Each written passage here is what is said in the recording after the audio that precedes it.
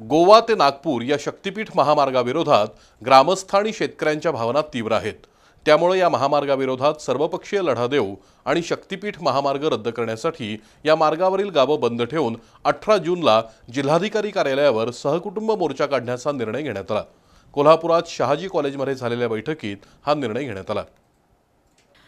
शासनाने 28 फेब्रुवारीला gadget notification जाहीर करून 12 जिल्ह्यातील गोवा ते नागपूर या शक्तीपीठ महामार्गासाठी जमीन संपादन करत असल्याचं जाहीर केलं। शासनाने 12 जिल्ह्यातील शेतकऱ्यांना कोणती कल्पना न देता हुकुमशाही पद्धतीने हा निर्णय लादलाय।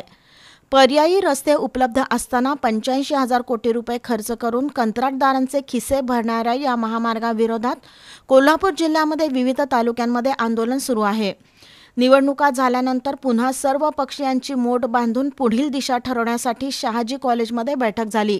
त्यामध्ये शक्तीपीठ महामार्ग रद्द करण्यासाठी सर्वांनी एकत्र यावं आणि गाव बंद ठेवून 18 जूनला दसरा चौकातून सकाळी 10 वाजता जिल्हाधिकारी कार्यालयावर सहकुटुंब मोर्चा काढण्याचा निर्णय एकमताने घेण्यात आला।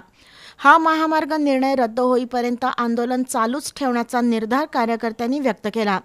तसंच मोर्चाच्या तयारीसाठी तालुकावार मेळावे, गाववार बैठका घेऊन जनजागृती करण्याचा निर्णय घेण्यात आला।